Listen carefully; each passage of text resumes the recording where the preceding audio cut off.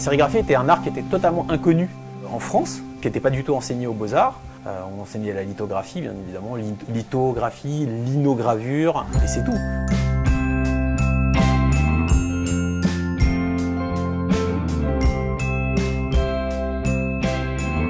Ce qui est intéressant, c'est que la sérigraphie est venue amener, dès la première Assemblée Générale aux Beaux-Arts, le 16 mai, par Guy de Rougemont et Éric Sédou.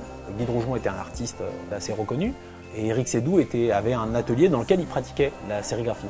Ils ont parlé de cet élément-là, puisque le but c'était de produire des affiches en grand nombre, et le problème c'était que la lithographie, ça demande des pierres, ça demande énormément de temps, de l'argent, c'est très coûteux, c'est extrêmement complexe. Donc ils ont dit, écoutez, il existe un procédé qui s'appelle la sérigraphie, qui est utilisé principalement aux États-Unis par Andy Warhol.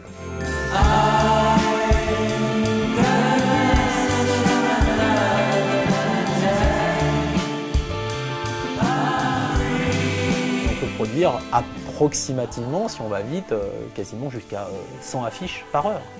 Donc en général, ils produisaient pas loin de 1000 affiches en une nuit, puisque c'était souvent sérigraphié la nuit.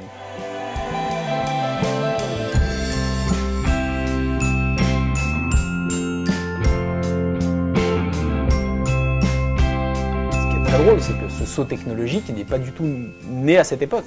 La sérigraphie existe à peu près depuis 1000 ans. Elle est utilisée dans le domaine textile et ça vient d'Extrême-Orient, de Chine. Et d'ailleurs, dans les domaines textiles, on continue à utiliser des écrans de sérigraphie pour les vêtements. Et Andy Warhol a sorti cette technique de son petit précaré pour l'utiliser à des fins artistiques.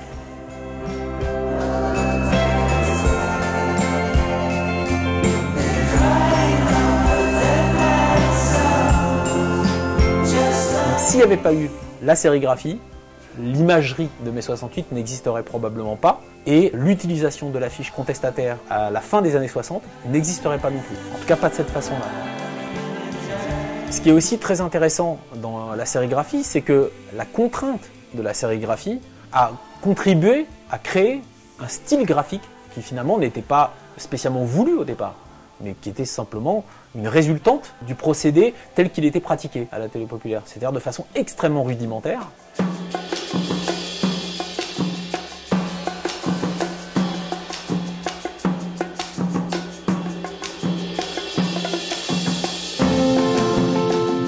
Ça a donné un style très particulier, et un style en fait où tout était très clair et très dessiné. Finalement, ça nous rapproche un peu des idées en design où il y a une simplification des choses. Par exemple, dans un logo, quelque chose qui soit extrêmement identifiable d'un seul coup d'œil et qu'on puisse comprendre très vite, qui soit percutant.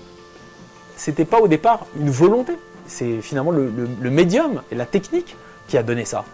Et progressivement, ils se sont rendus compte qu'il y avait un style qui se dégageait, une efficacité et qu'il fallait rester dans cette idée-là. Et donc à chaque fois que des artistes parfois proposaient des choses trop artistiques ou trop travaillées, trop techniques, en général, elles n'étaient pas votées. C'est vraiment les affiches les plus percutantes qui en général étaient retenues.